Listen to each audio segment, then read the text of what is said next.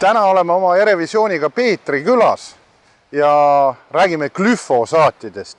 Glüfosaadid on sellised herbitsiidid või nagu eesti keeles öeldakse, umbrohu tõrjevahendid. Kõige kuulsam mark nendest on Roundup, mida tänaseni Eesti poodides vabalt müüakse. Seda kasutatakse siis põhimõtteliselt põllumajanduses, aga nagu te näete, kasutatakse ka elamurajoonides sellistes kohtades, kus hooldaja ei viitsi niita.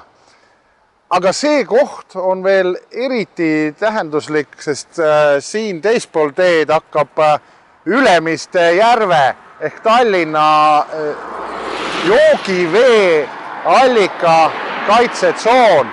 Ehk me oleme Ülemiste järvele väga lähedal ja selliseid kõrbelappe on terve see Peetri alevik või küla täis. Nüüd hiljuti tuli välja just ÜRO raport, kus räägitakse sellest, et üle miljoni liigi on välja suremas maailmas. Glüfosaatidel on väga suur roll selles. Täna kasutatakse glüfosaate intensiivpõllumajanduses väga palju, aga kasutatakse ka raudtee puhtana hoidmiseks, kasutab väga palju seda ka Maanteeamet, kuigi aasta-aastalt vähem. Ja nüüd üllatuslikult, kui on välja tulnud määrus, et glüfosaate ei tohi kasutada elamurajoonides, ei tohi kasutada koolide, poodide, spordiväljakute, sporditeede läheduses, siis Peetri alevikus millegipärast on kõik kohad seda glüfosaati täis.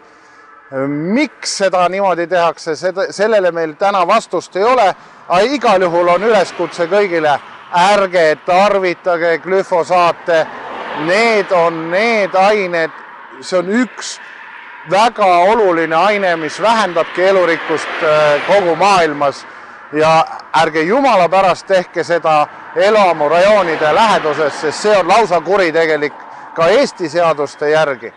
Ja üleskutse kõigile, et kui seadusandjad sellest aru ei saa, et me võiksime näiteks Prantsusmaa eeskujul eratarbimises või väiketarbimises juba glüfosaatide kasutamise täiesti ära keelata, siis teeme protesti ja ärme lase enda ümbruskondi glüfosaatidega mürgitada.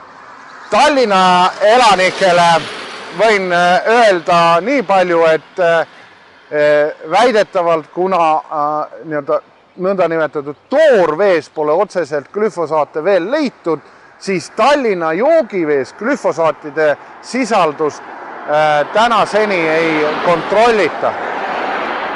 Nii et veel kord üleskutse kõigile, lõpetame nende glüfosaatide kasutamise, alustame selle just nimelt eratarbimisest, siis maanteede pealt ja lõpuks peaksime jõudma nii kaugele, et intensiivne põllumajandus ei kasutaks glüfosaate.